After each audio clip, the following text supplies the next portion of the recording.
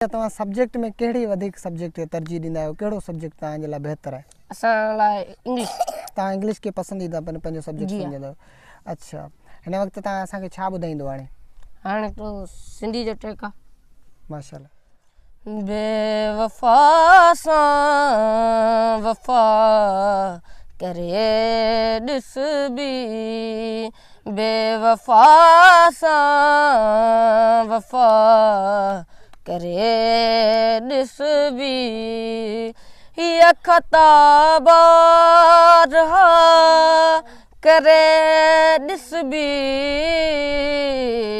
बेवफा सां वफ़ा करे ॾिस बि, तुंहिंजी हरदम सना कंदो ई रहियुसि,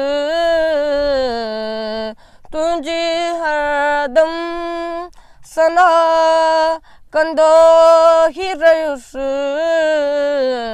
हाणे पंहिंजी सना करे ॾिस बि, हीअ ख़ताबार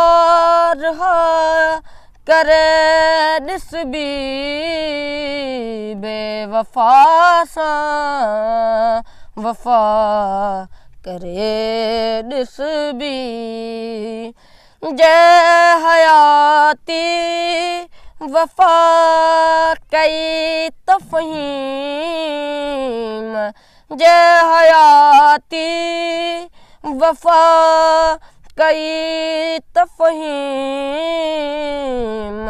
इश्क में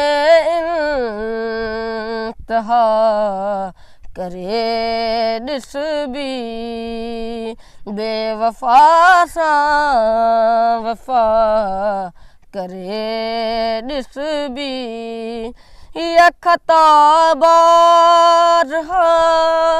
करे ॾिस बि, बेवफा सां वफ़ा करे ॾिस बि। बेवफा सां वफ़ा करे ॾिस बि। ज़वार हुसैन, तव्हांजे ख़ानदान में छा इहे वरसे खां यकी तव्हांखे मौसीक़ी, राग, संगीत ऐं शाइरी सां चाह रहियो आहे या तव्हांखे ख़ुदि खे इहो को शौक़ु आहे? जी न, इहो असांखे ख़ानदानी आहे। तव्हांजो जेको वाल साहब आहे उन जो पेशो छा आहे, छा कंदा आहिनि उहे? हो हिकु कमदार आहिनि, यानी ज़मीनदार शोबे सां तालुक़ु रखंदा आहिनि, एग्रीकल्चर सां तालुक़ु रखंदा आहिनि। अच्छा, उन जो केतिरो आहे मौसीक़ी सां केतिरो चाह रहियो आहे? हू पाण एतिरो कारीगर न आहिनि पर उनजी सम्झ, यानी तव्हांखे उनजी कुझु सम्झ ई तव्हांखे इन शइ ॾांहुं। पर ॿियो कहिड़ी शइ आहे?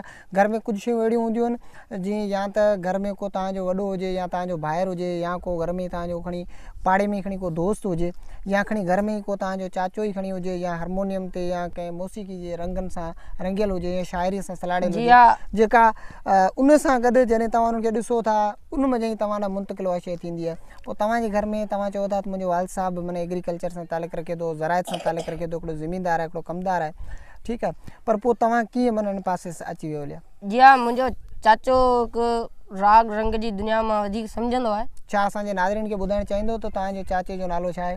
अलाउद्दीन चांडी। अलाउद्दीन चांडी। उनजो केतिरो तालुक़ु रहियो आहे मौसीक़ी ऐं संगीत सां? उहो तक़रीबन हू जीअं ॻाल्हि कंदा आहिनि त मुंहिंजो जीअं आउं शुरू थियो आहियां ईअं ई हू शुरू थी आहे। अच्छा, तव्हां कॾहिं पंहिंजे चाचे सां हिन आवाज़ जे मुतलिक़, हिन संगीत जे मुतलिक़ को सुवालु पुछा आहिनि त चाचा मुंहिंजो हीअ आवाज़ु एतिरो आहे हिन में ऐं हिन आवाज़ खे केतिरो अञा मथे खणी वञे, छा क्लासिकल मौसीक़ी जे हवाले सां को? जी हा, मूं कंहिं दफ़ा ई इहा ॻाल्हि बयानु कई आहे ऐं मूंखे काफ़ी सारो सेखारींदा आहिनि। अच्छा, माना तव्हांखे सेखारींदा रहंदा आहिनि मौसीक़ी जे अंदरि? सही। तव्हांजे ख़ानदान में ॿियो को अहिड़ो को जीअं तव्हां चाचे जो ज़िक्र कयो त मौसीक़ी सां सलाड़ियल आहे, त तव्हां शाइरी सां केतिरे क़दुरु सलाड़ियल तव्हांजे ख़ानदान मां? शाइरी सां असीं मौसीक़ी खां वधीक सलाड़ियल आहियूं। यानी तव्हांजो घर जेको घराणो जेको आहे उहो हिकिड़ो अदबी घराणे सां तालुक़ु रखे थो।